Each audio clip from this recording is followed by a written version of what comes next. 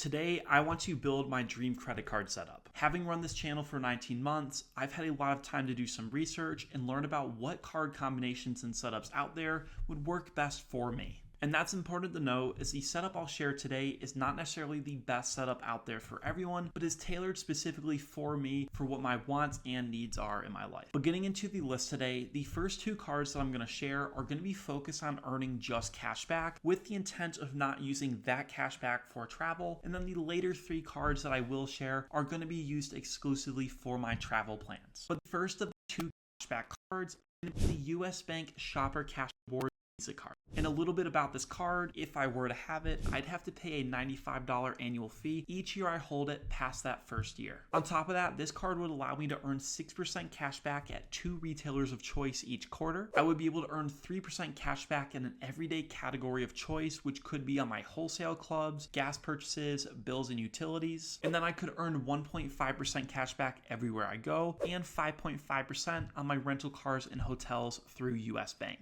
Now for how I would actually utilize those categories, I would 100% take advantage of that 6% cash back at those 2 retailers of choice. And while it's hard to identify which 2 retailers I would typically choose, as there's so many options as we can see here on the screen, I'm almost certain that one of those options that I would have set for every single quarter would be for Amazon. And for that second category, I'd probably look and see what my big purchases are for that upcoming quarter. Let's say I had a big home improvement project and would be buying a lot of supplies. I'd probably set it to Lowe's to get 6% cash back there, or I'd set it to something like Target or Walmart, where I might typically spend but not a ton. But this category is largely the reason that I would love this card as part of my dream setup. But the other thing that I would love to have is that 3% back for an everyday category of choice, which I would 100% always have on for wholesale clubs. Without a question, this would be my choice for the card. I shop at Costco a ton, so being able to earn 3% back with this card plus an additional 2% back with my Costco card means that I'd be able to get 5% cash back on every single purchase I make at Costco. And aside from those 2 categories, I likely would not be using this card at all. The only time I would probably use it is for 5.5% on rental cars, but aside from that, it's that 6% back on those 2 quarterly categories, and then the 3% back at my wholesale clubs. But now for the second card of the 2 cashback cards I would love to get in the setup, and this is going to be the City Custom Cash. So this card would have no annual fee, and I could earn 5% cash back with it at my highest spend category every single month. You could also earn 1% back everywhere else I spend with the card, but I likely would not be using this card outside of the one category. And what category may I choose? I would likely put it to gas. As the video progresses, you'll see my setup come together, but gas is typically one of those categories that isn't necessarily on each card, or if it is on a card, you're not going to be getting much higher than 3% for it. So I think taking the custom cash and designating it solely for my gas card to guarantee myself 5% there makes a whole lot of sense, especially when you'll see my other categories covered later on. And while there's not much else to say about the City Custom Cash, I do think that the combination of the 2 cards I've just shared for cashback would allow me a lot of flexibility to adjust throughout the year, but also allowing me to earn a lot of cash back at that 5 to 6% mark. But moving on, the next 3 cards that I'm going to share for my dream setup, I would take all the points I earned with them and use them exclusively for travel. And the first of the 3 cards that I would plan on getting is the American Express Gold Card. While I know that a lot of people watching this video are very well acquainted with the Gold Card, I do still want to run through a few key points. The first is that this card has a $325 annual fee, which is certainly anything but cheap. But with this card, I'd be able to earn 4 times points back on my dining, 4 times points back on my groceries, 3 times points back on my flights purchased through Amex,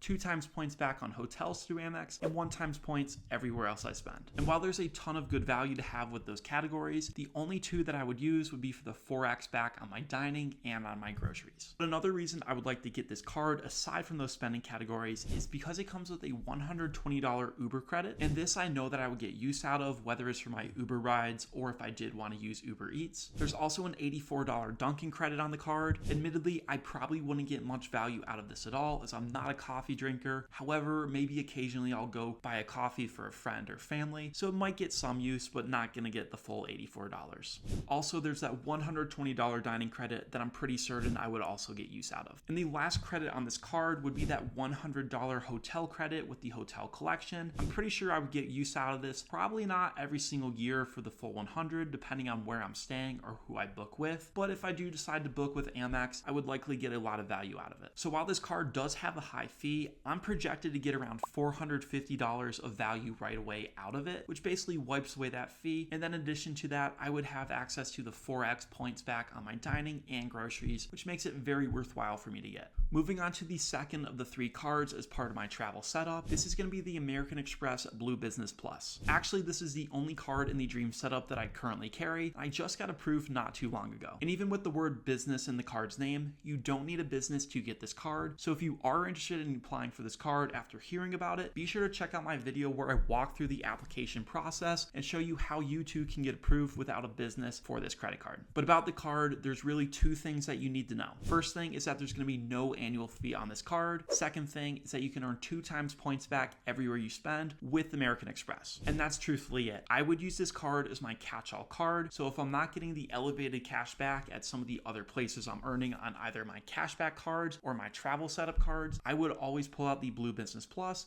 to lock up 2 times points back everywhere I go. And the big reason I'm picking this card over another 2% cashback card, such as the Citi Double Cash, which does offer some good value, is because I want my points focused with American Express for travel, and doing it with the Blue Business Plus would help me hit that goal. On top of that, when I do carry the gold card, I would already have access to the American Express transfer partners, which means that my points could pool and then be transferred out or used for travel to get even more value. And while we're speaking of travel, let's now look at the 5th and final card and the 3rd card as part of my travel setup. And I'm sure it comes as no surprise given what my last 2 cards were. This is going to be the American Express Platinum card. And by no means was this actually an easy pick for me. I was really torn between the Chase Sapphire Reserve and the Amex Platinum, as I currently do have a ton of Chase points, and I know I would get a lot of value out of that card. However, looking in terms of the long-term plan, I do think that the credits in the Amex Platinum currently are much more applicable to my spending and what I'm looking for compared to the ones in the Chase Sapphire Reserve. Now, the Platinum has a high annual fee of $695, which means that across my entire Dream setup, I would be spending $1,115 each year to hold the cards. And believe me, that does not excite me. I currently carry 1 card with a $95 fee, which is the Chase Sapphire Preferred. So looking way ahead at paying over $1,000, it is a bit daunting. However, I do think that the credits in there justify it. But looking a little bit more at the multipliers on the Platinum, I could earn 5 times points back on my flights and 5 times points back on my hotels through American Express. And this means that across my 5-card setup, I could earn 6% cash back at 2 retailers of choice every single quarter, 5.5% back on my rental cars through US Bank, 5% back on my gas with that Citi Custom Cash, 5 times points back on my flights and hotels with American Express, 4 times points back on all of my dining and grocery purchases, 3% back on my wholesale club purchases, and 2 times points back on all of my other purchases.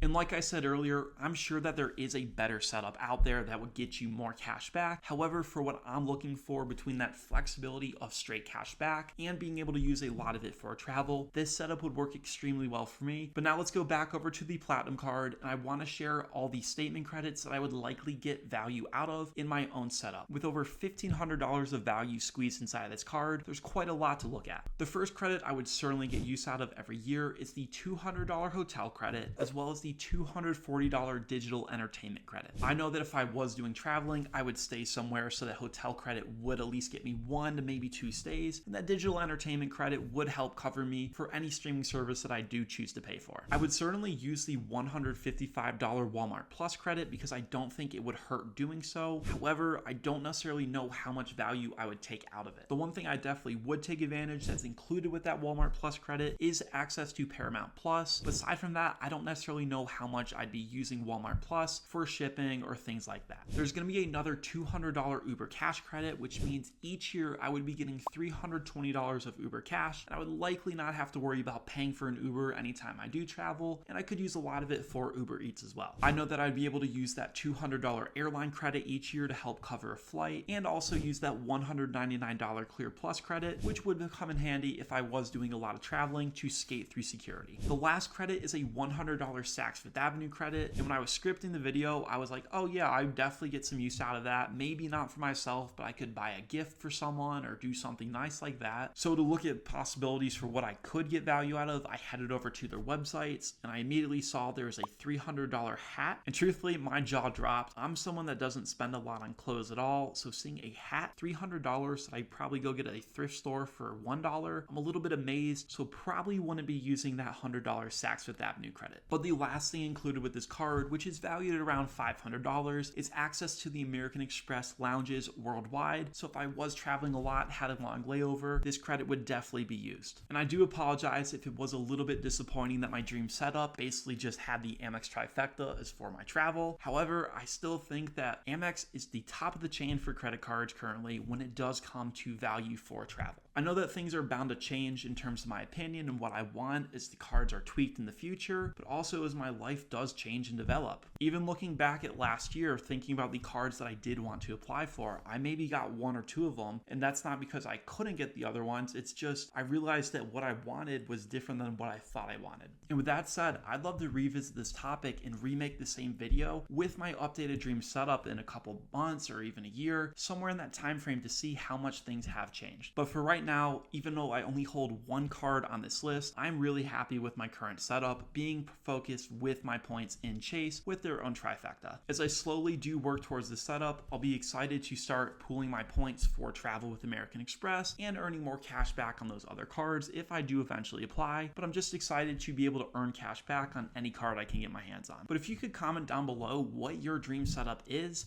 that'd be awesome. I'd love to get some conversations going in the comments. And also, if you guys could please go hit like and subscribe, it really helps me grow the channel much more than you could ever realize. And be sure to check out this video right here on the American Express trifecta for all the info that you likely should know about that setup. Aside from that, I greatly appreciate y'all watching, and I'll see you in the next video.